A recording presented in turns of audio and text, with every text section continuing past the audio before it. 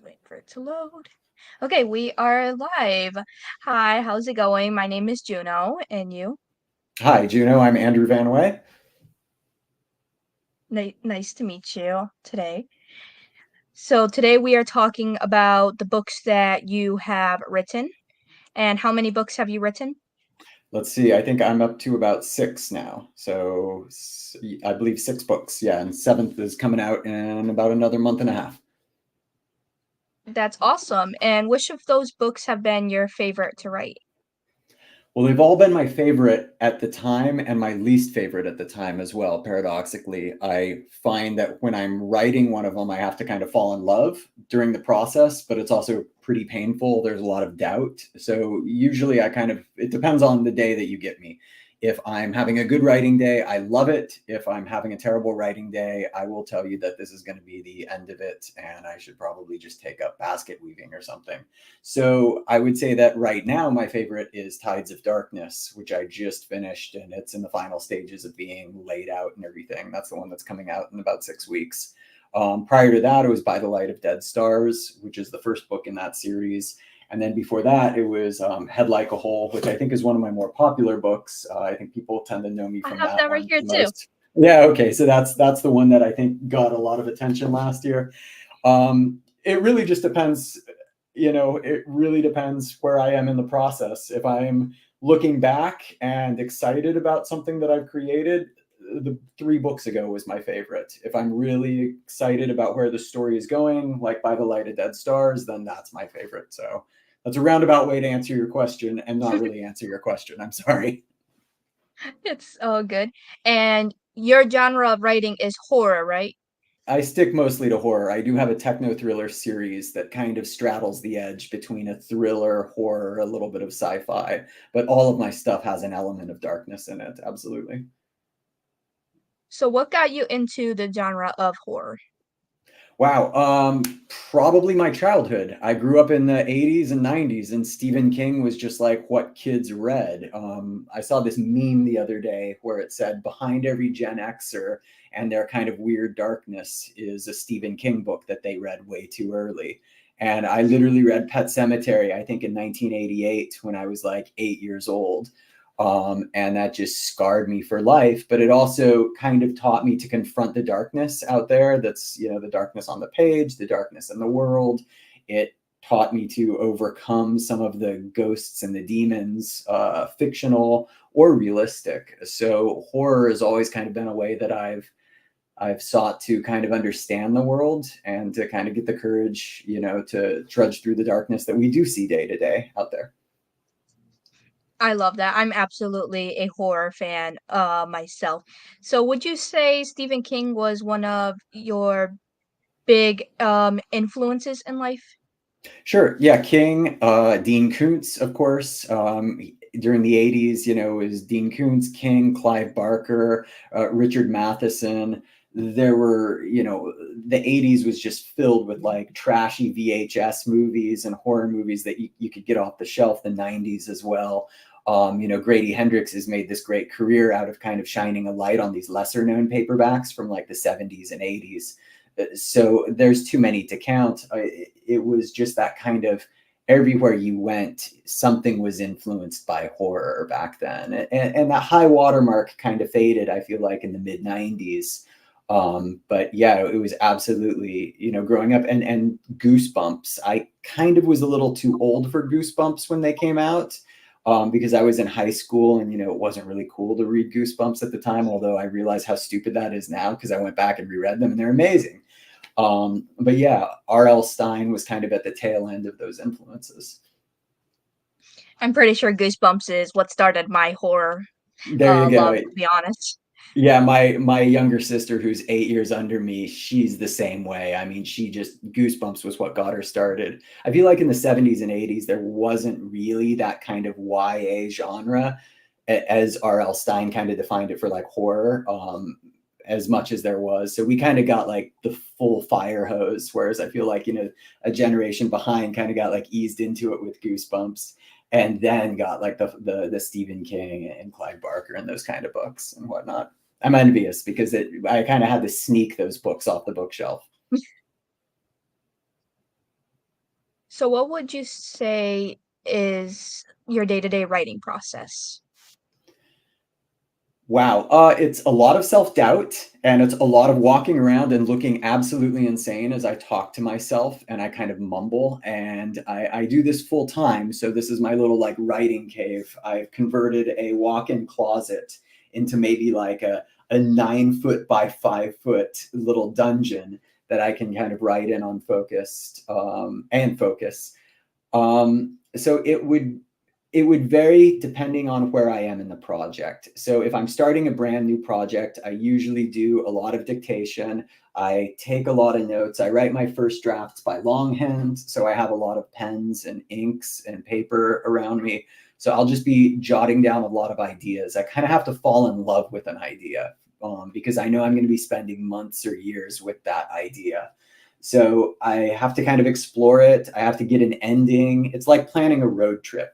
I almost have to know where I'm going. I have to have like some destinations along the way. So if we're heading to DC and we're leaving from Los Angeles, I'm like, all right, we got to hit Colorado, we got to do Texas, Chicago, and I kind of plan for that, but I'm not a plotter in the sense that I don't know every single page and every single part of the story. I want the characters and the plot. I want it all to kind of surprise me at moments because if it doesn't surprise me, I'm not sure it's going to surprise the reader. And so that's why I kind of once I get that feeling and that momentum up there, that's when I do a first draft. Sometimes that can just be a week later. Sometimes it takes several months to get to that point. Every book is kind of its own battle, so I don't feel like I'm at the point in my career where I can say like this is exactly what I do. Some books I've like sat down and I've Head Like a Hole, for example, is a book that probably came out. It took 10 years to think of the idea, but the actual writing, I feel like was like 100 days. It was like just like I hit like one draft in like 30 days and then revised and revised and revised. And maybe like a season and a half later, I was at the book that you've read. Whereas other books, it takes a long time to kind of just write my way down some false hallways or make a few mistakes here and there and double back and figure out what doesn't work. Again, that's another roundabout way to say that I don't know. There's a complete different process for each book. If I was more organized, I would have a perfect answer for you, but I'm afraid I don't. It's all good. And actually, one of our comments was going to be kind of my next question. It says here, how did you come up with the idea for Head Like a Hole? My question was going to be, how do you come up with your ideas for your books? So yeah, the ideas I feel like I have 1,000 ideas. I have 10,000 ideas, and I'm going to die before all my ideas, or even most of my ideas, are ever fully formed. The idea is kind of the initial spark, and then I have to actually have the characters and the situation, and it has to kind of evolve. The best way I can kind of describe it is like a metaphor where, like, you get like the lightning strikes, and then it creates a little bit of heat. And if there's enough heat and enough environment and conducive things, then it keeps going and it becomes a wildfire. With Head Like a Hole, I wanted a story set in the 90s because I'm at that age where I'm starting to feel a little bit of nostalgia for that time. Sometimes I get a little seduced by the idea of like, well, weren't things simpler back then? And no, they weren't simpler. They were just different. We didn't have cell phones, but we had other problems. Um, I also wanted something to kind of be an homage to all the 90s tropes. Scream, I Know What You Did Last Summer, body horror, cheap VHS movies where, friends are harboring a dark secret.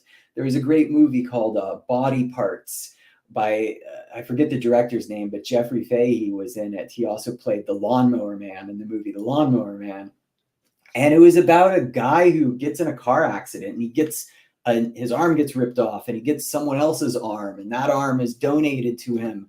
But that arm starts having these weird compulsions. And it turns out the arm came from a serial killer. And there's other people who've had other parts donated. A guy got his legs from the same serial killer. And it's this silly idea, but the movie takes it deadly seriously.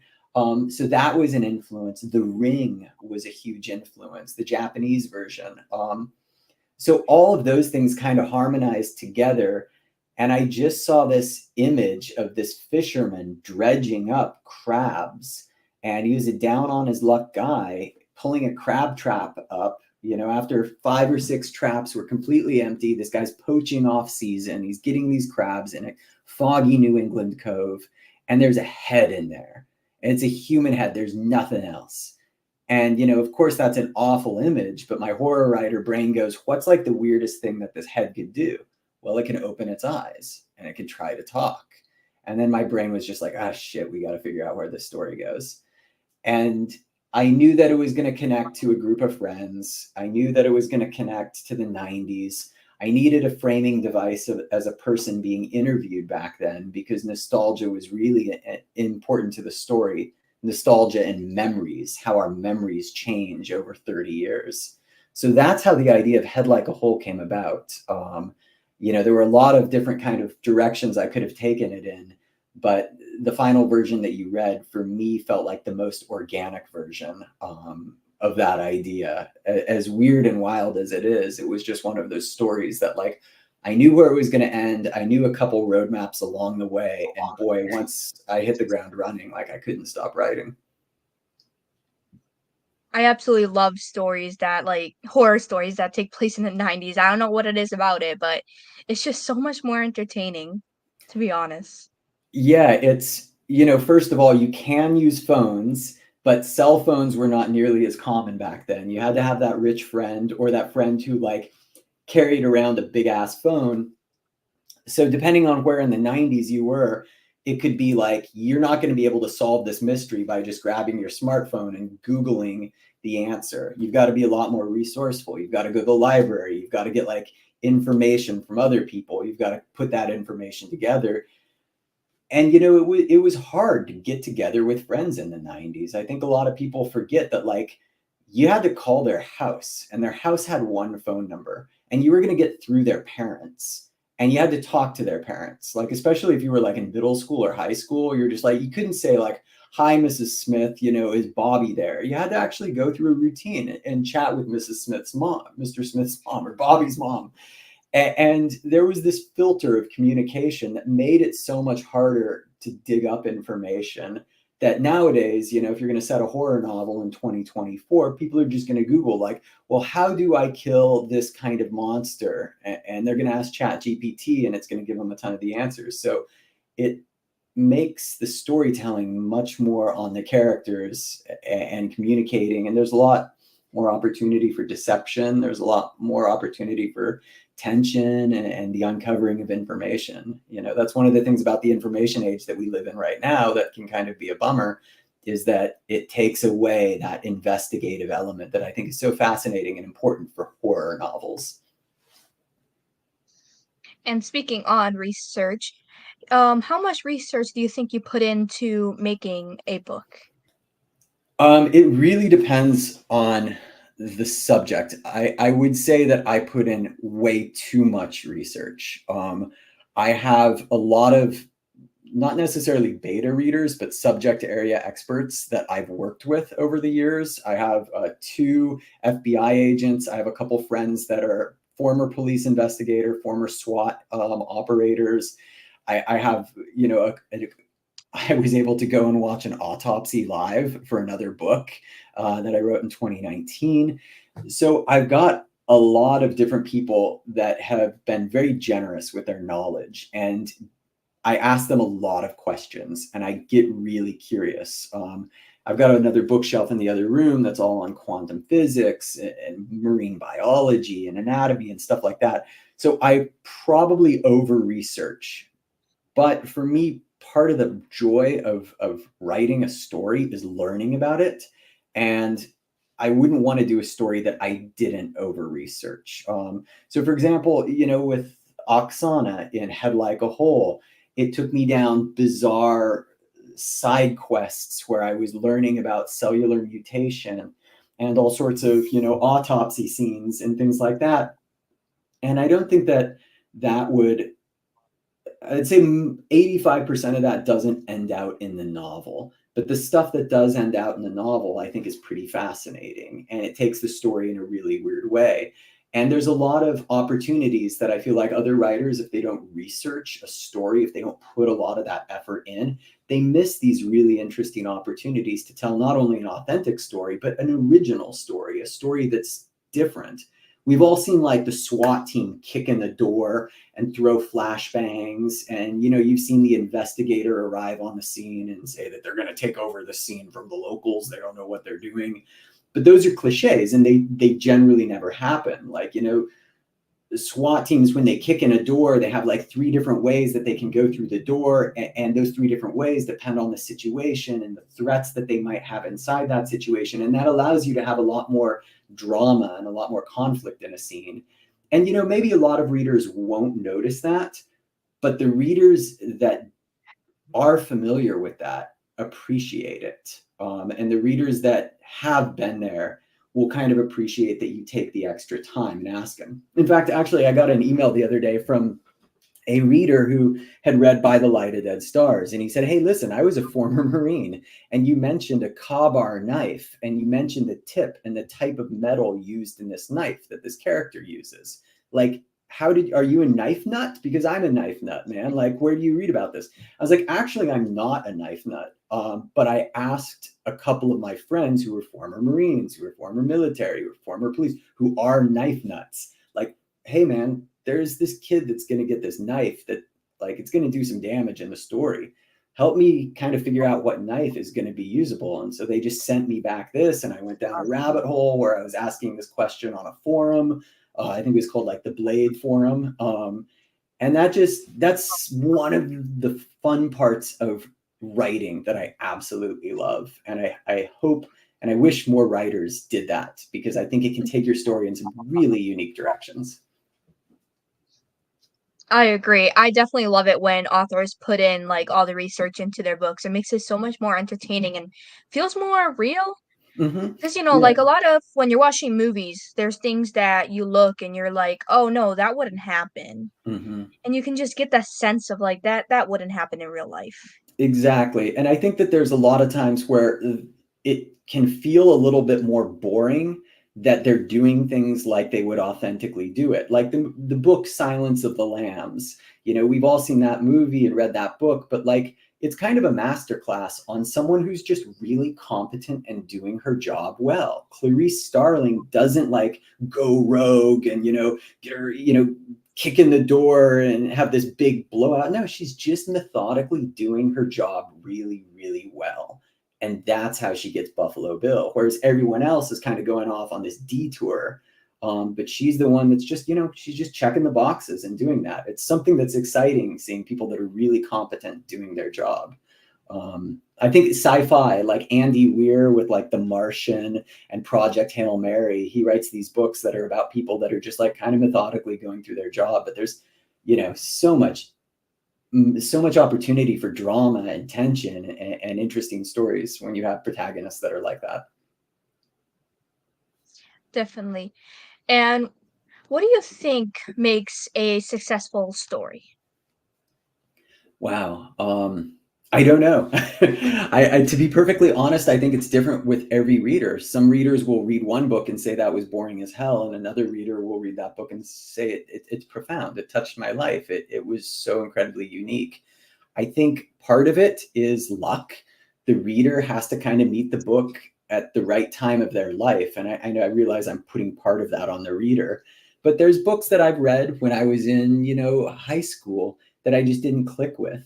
And that I went back and read them 20 years later. And I had the life experience to understand the characters more or the nuances of the situations more. So I think that part of what makes a story successful is the reader, you know, having to kind of trust the author and having to kind of have the empathy and imagination to meet that story at a point in their life where they're receptive to that message. And I've certainly read books plenty of times where I didn't like it at the time, or I loved it at the time, but then I came back later and I'm like, oh, maybe I don't connect with this at this point in my life right now.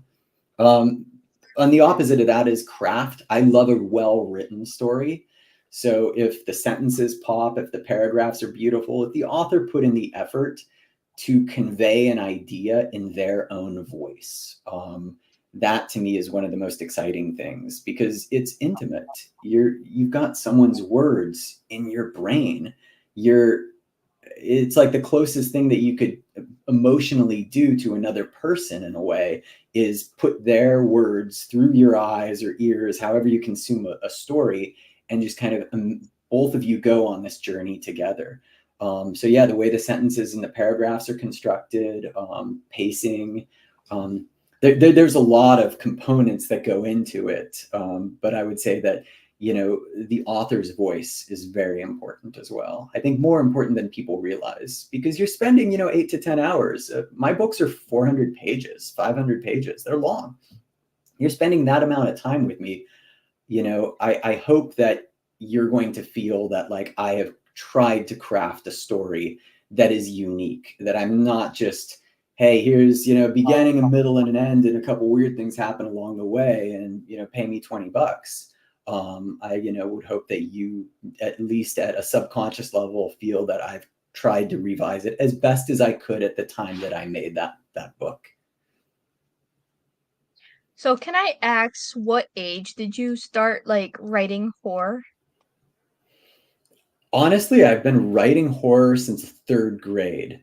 I wrote short stories. I got in trouble because I did a book report on a Stephen King book, The Dark Tower. I wrote a short story in middle school in sixth grade about some kids that went on a camping trip and go in a cave and meet a dead ghost of an Indian princess, and she slaughters them. I mean, it had no story whatsoever, but my teacher was like, you guys just have to write a story. So I gave him 10 pages written out on my grandmother's typewriter, first draft, mistakes and everything. So I've been writing all my life. It's just one of those things that's like, some people draw even before they're an artist. It's just it's a compulsion they do. Storytelling has always been a compulsion that I've had because it helps me analyze my own thoughts. It helps me kind of order my thoughts. It helps me, put order to the chaos of the world that we're all in because the world doesn't have stories in it. It feels like it has stories, but it really just depends where you enter and exit. Because you could be halfway through someone's story and they die and there's no resolution to that, and that's that. So I've been doing this my whole life. If you're asking professionally, how long have I been doing it? I was a screenwriter in my 20s, and that was when I was writing for film. And then I transitioned into books in my 30s, and I'm in my 40s now. So, I've been doing this, I've been paid for this for probably about 20 years.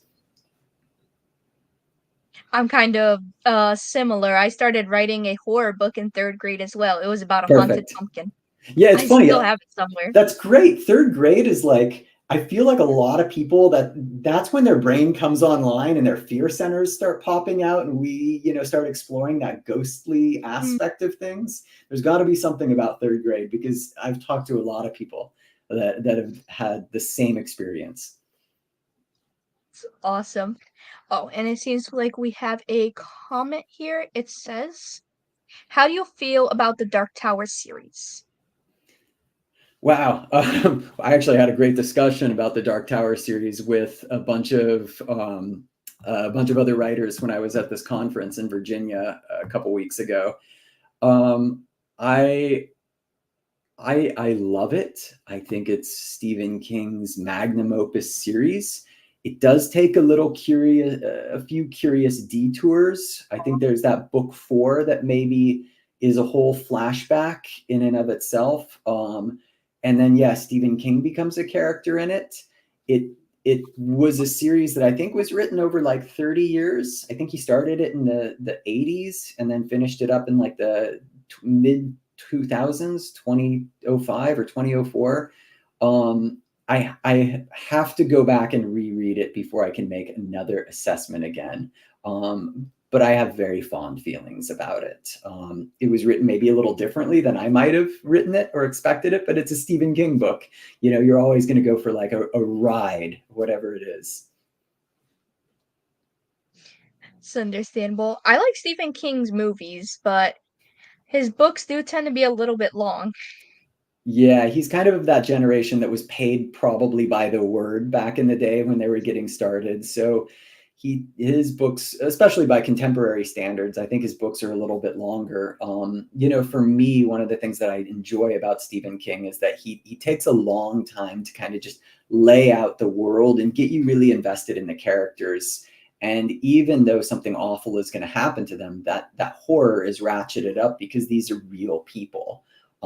These are people that you care about and they have real lives. And it was like I was rereading Pet Cemetery recently, and so much of that book is just kind of people going about their day-to-day stuff and dealing with a bee sting on a 3-year-old kid and things like that. And these are things that I think, my instinct these days, if I was writing it in 2024, would be to kind of like remove it. But at the same time, so much of that works by getting you invested in this family before all hell rains down on them. So yeah, Stephen King, he can take a while to get to this point, just like I can sometimes. So how do you balance building suspense with delivering shocks and scares in your story? That's a good question. I don't know if I do it consciously or subconsciously. I feel like if you have shocks and scares all the time, it doesn't really matter. It's like if everything is fast, nothing is fast. But at the same time, I feel like you kind of need a good hook at the beginning of a story, especially these days where people are reading the first 5% on their Kindle, or they're just kind of browsing it on Amazon to kind of see like, hey, is this story, what's going to happen here? So I feel like, you need to kind of be a little bit, you need to be quick at the beginning and kind of rope people in, but at the same time, you also have to have an ebb and a flow to your story. I read a lot of stories that come from like creepy pasta and like Reddit no sleep and stuff like that. And while I like them as stories that are written online, I don't like them as novels. And I feel that there's like a lot of authors who kind of think that like, oh, if they can just like hit all gas, the whole time, it's going to be scarier and scarier. Like, no, it's not actually. It doesn't work like that. Like Midsummer as a movie works so well because it shocks you at the beginning, but then it lulls you into this sense of like community. And there's still drama and there's still conflict, but it takes a good hour for the horror to ramp up again. There's the implication that there's horror in the background. And I think a good book does that as well. It's like a good song. It might hit you really quickly at the beginning or pull you in at the beginning and then kind of tease you and take its time. So I think you have to kind of find a balance. It depends on the story you want to tell too. Some authors are really good at telling a fast-paced story. Blake Crouch is an example of an author that I adore, and some of his books just hit the gas from page one. Like one of his books called Run is about everyone in the United States who witnessed an aurora starts going crazy and killing everyone who didn't witness the aurora. And it's just that concept starts on page one when it's like the purge of the people who didn't witness the aurora. And the whole book is people just running from the other people. It's like Mad Max. It's this nonstop thing. But even he paces it out where, you have these rest stops, you have these little breaks where you can catch your breath. And I think that's what good writers do, is that they know that they can present that drama. They can hit you with everything, but they also need to kind of tease you and slow things down a little bit. So speaking on that, do you have any tips on how to pace your book the best you can? I would say when you're revising your book, go back and if you can, use different colored highlighters and just kind of go through. If you've got like, for example, three highlighter colors, let's just say you've got yellow, you've got orange, and you've got red. I would say like the parts of your book that you think are kind of like a 1 out of 3 on the suspense level or the level of tension, highlight those parts with a 1. And the parts that are a 3, where like, man, this is the craziest stuff, this cannot get any worse, highlight those with the red. And then the orange, the stuff that's kind of in the middle. And that can help you visually figure out, do I have enough of these breather moments? Or is my book just all like, if it's all red, it's not going to feel like that way. Like readers can't get that interested if it's 50 pages of absolute chaos, unless those 50 pages happen like towards the end of the story. Um, so I think, you just try to figure out how you can pace it. Color coding really helps me. I'm a very visual person. I do a lot of note cards too. So I'll take note cards where I'll write out just a couple sentences for each chapter and I'll lay them out on the ground and I'll just kind of pace around and look down. And if I see that, like, a lot of my note cards are action, action, action, I know that I've kind of got a problem and I need to have some character development. I need to have some little introspective moments. Even in a tense scene, you can stop and have the characters reflect on something. Silence of the Lambs is a great example. Back to Thomas Harris. At the end of Silence of the Lambs, Clarice Starling is in the basement of a serial killer's house, and she's in complete darkness, and the killer's putting on his night vision goggles. But it jumps to her head, and it has these moments where she's just kind of thinking and calming things down, because otherwise that scene is just going to read too quickly. So I think if you balance the internal moments of the character, if you balance, the action, it can have a natural elongating effect that can make readers absolutely invested. And because at the end of the day, that's what reading is we're trying to get inside someone else's head and see the world through their perspective. And what can be more interesting than seeing the world through a character's perspective when they're in a moment of heightened tension and when they're scared, when they're being hunted by Buffalo Bill through a dark basement. He's wearing night vision goggles and she isn't. That for me, it sounds terrifying, but it's also exciting to be able to experience that vicariously. That's awesome. And how do you develop your characters, particularly with villains and monsters? What do you think makes an effective horror and antagonist? I think that in a lot of ways they have to be the opposite of the protagonist. So they almost have to kind of be inversions of each other. In Head Like a Hole, the characters are kind of inversions of each other, although they have a lot of similarities. In By the Light of Dead Stars, the first book is about dealing with grief and trauma. And you've got a 13-year-old girl who lost her family, and you've got a 19-year-old boy who had an accident at a university in a fraternity hazing ritual and was traumatized and almost died. Technically did die. And how they are both dealing with that trauma is how the story kind of dovetails their storylines together. They barely meet in this novel until the big climax. But I think that in a lot of ways, the hero and the villain have to almost kind of be they have to be on a similar journey. They just have to take different choices and different decisions. They might want the exact same thing out of it, or they might have the same pressure on them. But one person is making decisions that we can empathize with, and the other person is making decisions that maybe we can understand, but we don't want. They're not the right decisions. So yeah, I think they have to, in a way, even if they don't meet up, they have to, in a way, play off of each other, almost like, in inversions, dark paths of what could have happened if this character did Y instead of X. I hope that makes sense. Definitely. That's one of the things I do like about heroes and villains is that you would see two people going through the same thing, but one person chooses to go on a good side, while the other person might not. Absolutely. And sometimes it can just be as simple as, the villain is making the same decision of the hero, but they're coming from a part that they didn't have the Obi-Wan Kenobi in their life at the right moments. They didn't have the mentor figure, or they didn't have, whatever the guidance was. I mean, going back to like Harry Potter and whatnot, Harry Potter had all these great people to help him. Voldemort didn't, but in a lot of ways they're very similar and entangled. And I think that makes for an effective villain, a memorable villain, and a villain that feels human, or at least relatable.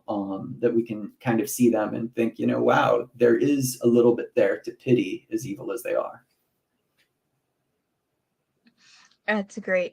And characters definitely help make a good story, but I think another thing that helps is the settings. So, how do you choose and develop the setting for your story?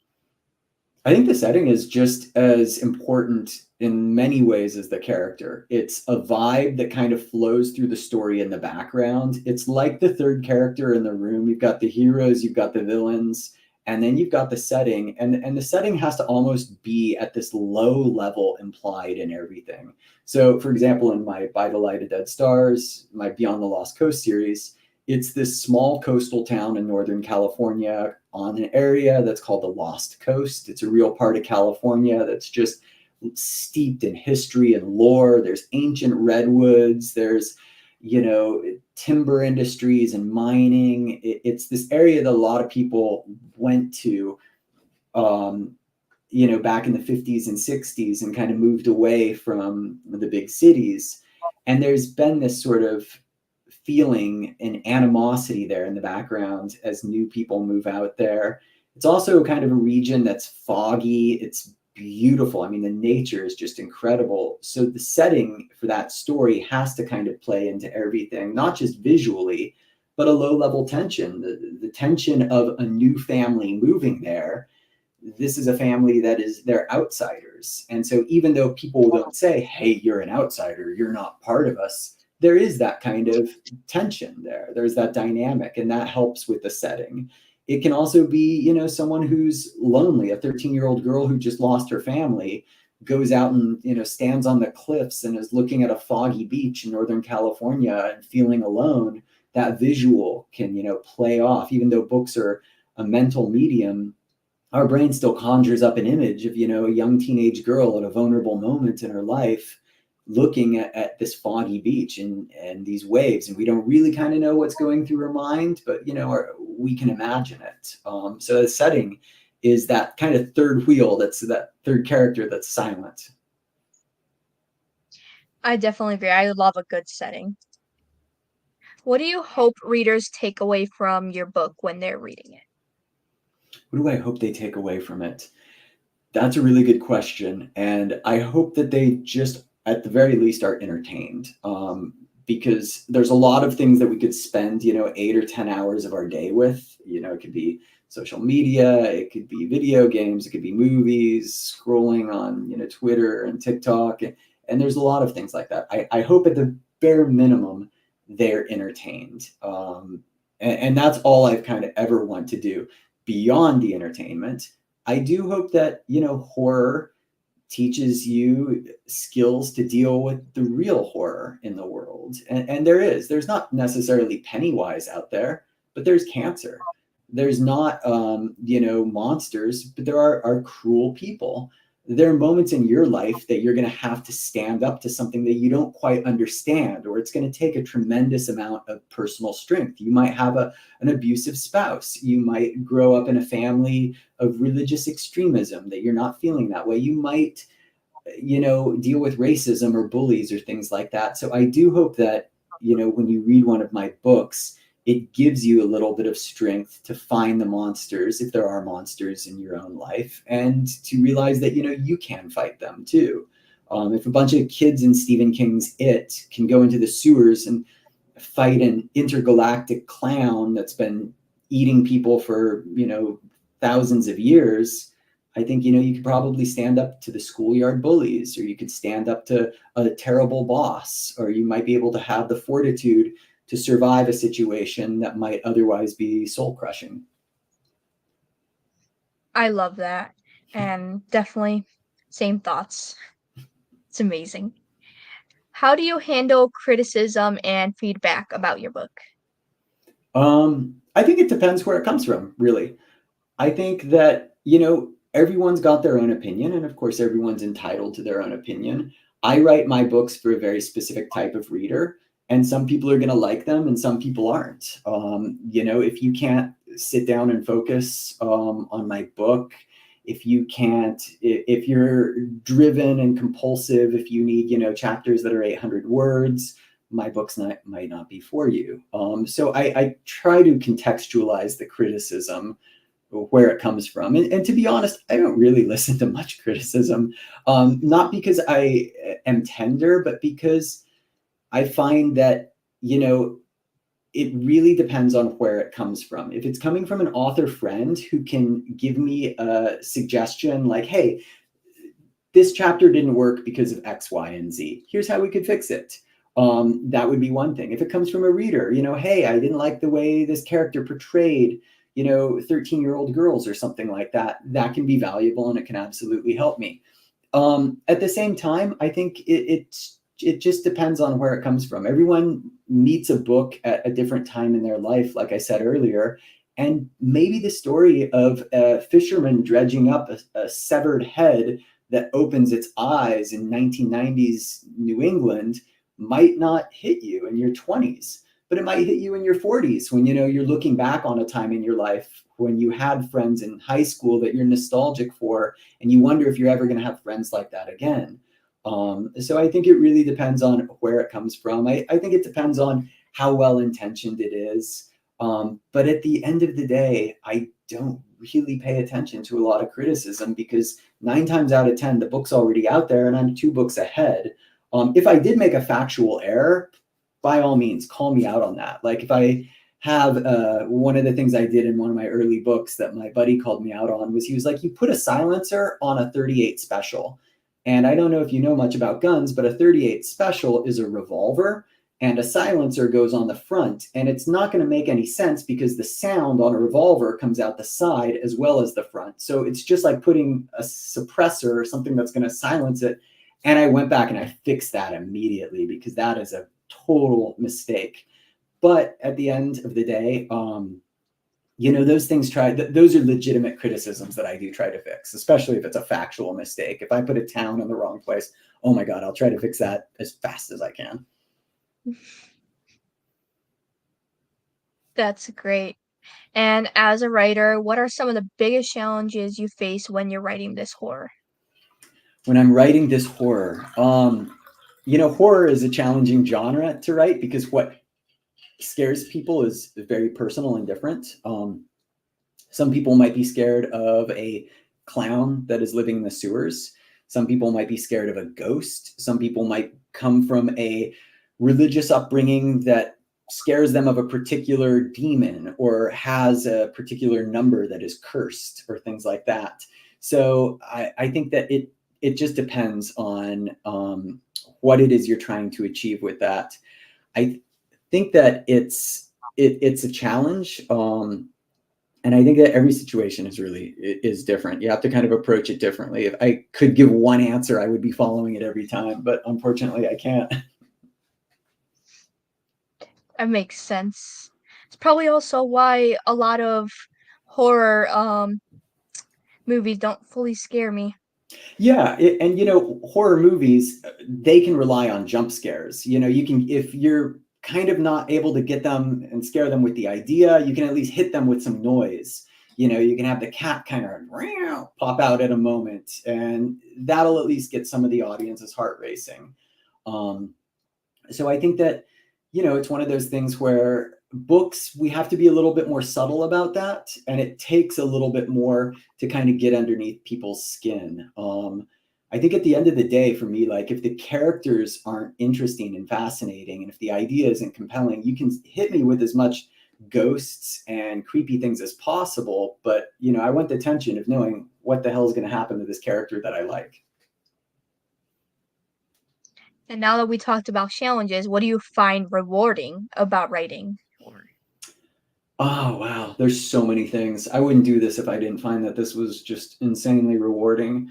On a personal level, going through my own demons. I mean, you all get to read my nightmares. Like Head Like a Hole, I couldn't have written that when I was in my 20s. I had to cross over into my 40s and almost hit like midlife because nostalgia was such an important part of that story. Memories were such an important part of that story to me. And when you get, 30s and 40s, your memory starts kind of playing tricks on you. You can actually have a conversation with a couple friends and you can all remember the same event differently. And that's what's really weird is like there's no way for you to guys to figure out who is exactly right because your memories are every time you recall an event, you're rewriting that event as well. It's like recording a movie or a video cassette. You kind of go over it again and again. So that's one of the things that it's one of the things that I work through with my books. I work through my own demons, and you get to kind of explore that with me as well. So that's one of the joys of it.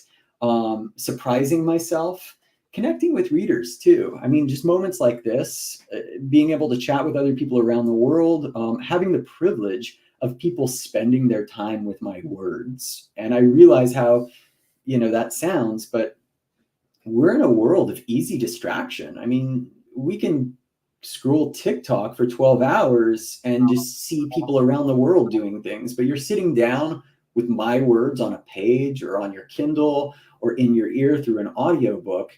That's intimate. I appreciate that. And I appreciate, even if you didn't like it, I appreciate that you spent the time with it. And I hope that you got value out of it. At the very least, I hope you were entertained. And that's one of the true joys of it, getting a message. Hey man, read By the Light of Dead Stars. It hit me at the right time in my life because my dad died and I was struggling with grief as well. And if Zelda can deal with her grief, I can deal with my grief. And I just needed a good happy cry like Zelda got in that book. And I'm ready to fight my demons just like she is. I love that. And we have a question from the comments. Do you ever scare yourself while writing? Do you find any topics so disturbing that you have stopped and put it away for a while? Yeah, I definitely scare myself during writing. Absolutely. There's a lot of times that it's just a sense of dread. Um, an underlying sense of dread that something bad is going to happen. And sometimes I know that a character is going to get something and it's going to be a monkey's paw moment where they're going to get what they want, but it's going to turn out in a really twisted way. So the anticipation of how that's going to play out absolutely scares me. Sometimes it is just a moment that a moment that I didn't anticipate happens as well.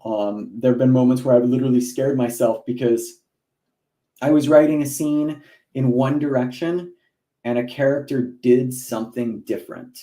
And I realized that they have kind of taken control. And I know that that sounds a little psychotic, but when the character actually comes alive and is sort of using me as a vehicle to tell the story, that's the best feeling in the world. But it's also really unsettling because I feel like I'm the character and I'm going into that creepy dark basement. I'm there with my flashlight and the batteries are starting to go out. There's some weird dripping noise and something skittering through the shadows. An old box falls over and, an ancient book falls out and they open the pages and there's creepy diagrams on it. And I'm no longer Andrew so much as I am the character in the book who's now experiencing these things. And that's where my writer empathy really just kind of is like a 10 out of 10. And so, yeah, I absolutely get scared in those moments. My wife will sometimes say, like, I'm sitting up just absolutely rigid and kind of looking at the screen or my pen is going and I kind of get in a trance. So, yeah, I hope that answers your question. Absolutely. That's great. It's just like when you're reading a book, you just feel like you're there. Yeah, and I feel that those moments are they are those moments that you really need to listen to as a writer because they're joyous when they happen. They're unsettling when they happen too. And yeah, there's characters that I have and topics that have disturbed me. I can see the question down here. They've disturbed me and stopped, and I have stopped and put them away for a little while. But I feel that, like, as an author and as a horror author in particular, it is kind of my duty to push past being disturbed and to kind of find out where that story goes. Because if it does disturb me, there might be something there that is going to scare other people. I don't write extreme or terribly violent stories and whatnot. So I don't think that I'm at the point where I'm just writing gore for gore's sake. I'd say, if you read Stephen King, you kind of know that I'm in the same ballpark of stuff that's going to happen in my books. Generally, when something does disturb me, I kind of feel like I'm at a good place to kind of really push past it and ask myself, why does that disturb me? Is there something good in the story there? And let's get excited. Let's put some new batteries in our flashlight and let's go explore that dark basement. That's great. I've heard from another author that also talked about this and said that when they are writing a character, if they have to kill off the character, they do also feel grief Mhm. themselves? Yeah, I definitely feel grief. I feel grief for my villains. I feel grief for all my characters in a way. I've got, a character in one of my techno thriller books who's essentially a serial killer, but I feel a sort of level of empathy for them. As awful as they are, I wouldn't want to spend the hundreds if not thousands of hours writing a story that they are a part of without kind of grieving for them. And yeah, absolutely, if it's a character that you're close to, man, if you're killing off your Dumbledore, you better be crying when that happens. Hey, do you have any tips for aspiring authors? I think just keep writing. Treat it. The best advice I ever got was from David Morrell. David Morrell wrote First Blood, which became the movie Rambo. He's written so many great books since. But if you've ever read the actual book First Blood and not the movies Rambo, they're very different. And it's a fantastic book. I encourage everyone to read it. I met David Morrell in 2019 at a conference in Nashville, and he gave this general advice to the audience. He said, if you treat it like an avocation, that's what it'll be. But if you treat it like a vocation, it will be a career. So if you treat it like a hobby, you're going to get hobbyist results. And if you treat it like a career, you will get career results. And that really means valuing your time. That means investing in yourself. That means buying as many books as you can, studying those books. Read a book the first time just for the story. But if you really like that book, go through it a second time with a highlighter. Start taking notes in the margins. Why did the author write the sentence like this? Why is this the first sentence of the book? Why is this the first sentence of every chapter? How do they change point of views? Start breaking the book down into the components. And some of my favorite books, I have like 3 versions of them because I have literally written notes in the side so much. Like my Silence of the Lambs books, I've got like 3 different versions of Silence of the Lambs on my bookshelf because the first one, I wrote so many damn notes in it that the highlighter started cracking through the pages. And I had to go back into that and to read the second one and to put some more notes. So treat it like any other thing that you're absolutely deadly serious about. Study it. It can be a hobby. There's nothing wrong with writing being a hobby, it being a way for you to just tell stories because you have fun. I do so many things in my life, like bicycling, that I just treat as a hobby. I love it. I get good exercise out of it. I get to go outdoors, but I'm not a professional cyclist. And if I were to be a professional cyclist, I would approach my cycling completely differently. So I think if you are writing, try to figure out what about it you can study to help improve your craft. And there's so many things that it can be overwhelming at the beginning, and there can be so many rules that people will tell you. But at the end of the day, the only rule is that you need to tell an entertaining story to the readers that you want to reach. I tell horror stories. They would probably not be good for someone who wants to sit down and read a cozy mystery. They would probably offer me feedback like, hey, you killed this character off too early, or I don't like this. So that's kind of where I learn to kind of contextualize the criticism. And if it's a person who only reads cozy mysteries and they're telling me that I should do X, Y, and Z differently in my story, then that's where I just learned that like they might not be the ideal reader for me. Thank you for spending your time with my words. I'll take that advice and I'll just kind of put it on the shelf and come back to it if I need to. So I think this all kind of goes back to like treat it as seriously as you want to be treated. If you are trying to be a writer, if you're trying to do this as a career, if you're doing this, if you want people to pay you money, if you want to have that money be enough for you to buy a house, a car, life, and to, support yourself and to pay taxes to the government on, really study it the way you would anything else. Whether it's computer programming, whatever it is, and put in the hours. And remember, it's not a sprint, it's a marathon. It'll take a while to get there, but once you kind of start getting on that path, you're going to have so many skills in your toolbox that you're going to be able to use. That's great. Thank you for the advice. And it looks Thanks. like we have several questions in comments. Do you find audiobooks give your books the right feel? Is it difficult to find a narrator? Do you have a big input? Yeah, absolutely. I feel that audiobooks absolutely give a book the right feel. I am working with the same narrator I've worked with since my first audiobook. His name is Tom Jordan. He and I connected and I auditioned a bunch of different narrators. He is absolutely fantastic. He's who I consider the voice of all my books. I think that an audiobook, I actually listen to probably 80% of my reading is done on audiobooks. I have been listening to audiobooks since the early 90s when they came on cassettes. I do 4 out of 5 books that I consume are audio. And my Audible library is 400 plus books at this point. It's horrible. Yeah, I feel that audiobooks give them, a very important feel. Audiobook listeners are very different than readers. Readers tend to be people that will sit down and focus. Audiobook readers tend to be doing other things. They're driving somewhere, they're going on a bike ride, they're doing the dishes. I'm walking my dog. That's where I get a ton of my audiobook listening done. My poor dog is like, we're going around the neighborhood again, man. We've been doing this loop like 4 times.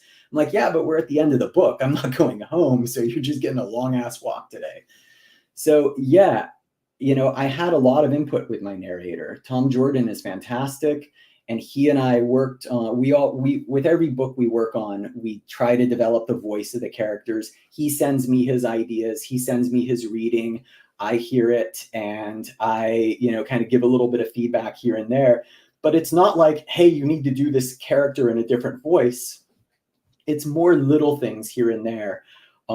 Just, kind of tuning the performances a tiny bit. But he's so good that at this point, it's really, I hear his voice as I am writing the like near final drafts of my book.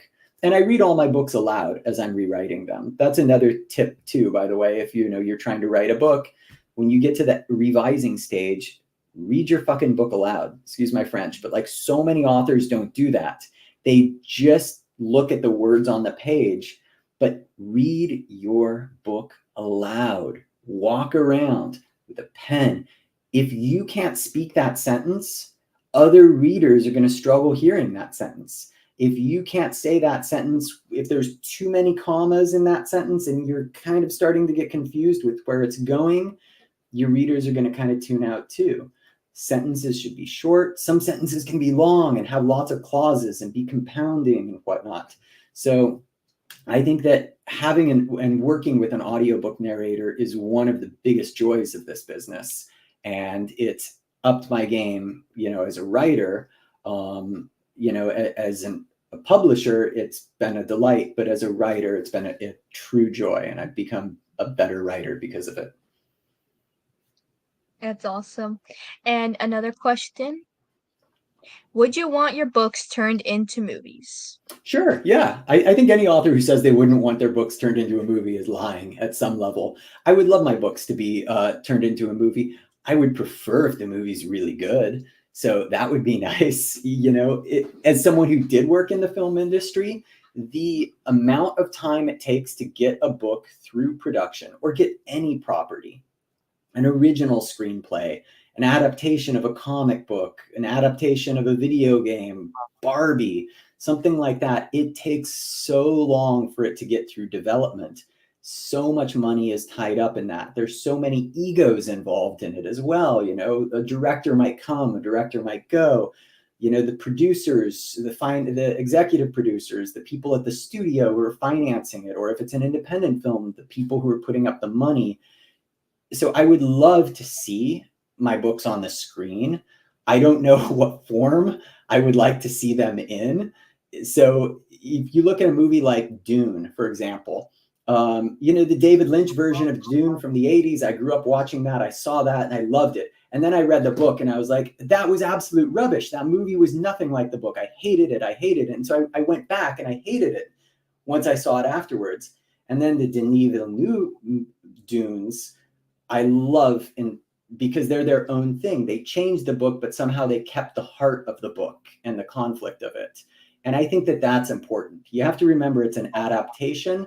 It's not going to be a one for one. I mean, even Lord of the Rings, they omitted entire sections of that book or made sections of the book that were a sentence into, an hour-long battle sequence, because it's a different medium entirely. So that's a roundabout way to say, yeah, sure, I'd love to see it. Even if it was a piece of trash, I'd love to see it. I'd love to see someone try it. And Head Like a Hole, I agree with that comment. If they could get that soundtrack, that would be a banger of a soundtrack too. I would very much watch those movies myself as well. We have about two more questions before the end. Um, can you tell us about any upcoming projects you may be working on? Sure. So I've got the second book in my series, Beyond the Lost Coast. The second book is Tides of Darkness. It comes out in July, I believe July 7th. Will be available in ebook, paperback, hardback, and an audiobook should be following about 60 days afterwards. It is a series, so I would suggest reading the first book.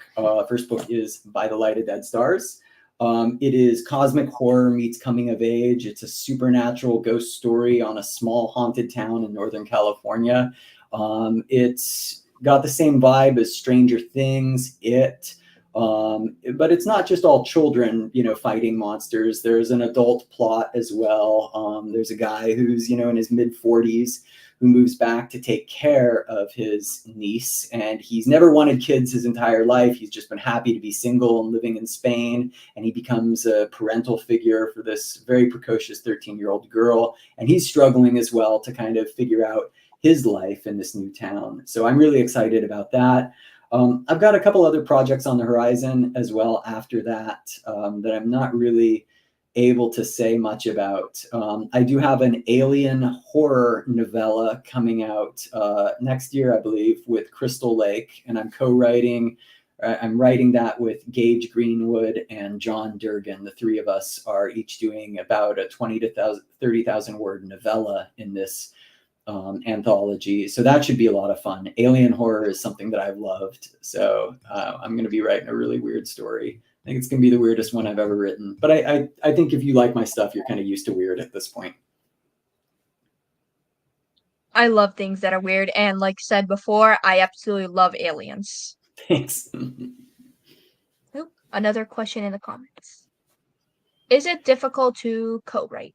Is it difficult to co-write? I'm not co-writing it with them, meaning we're not rewriting each other's stuff. We're all doing our own story that's going to be together under the umbrella of alien horror. So I shouldn't say I'm co-writing it with them. I have co-written things before, and yeah, it's difficult.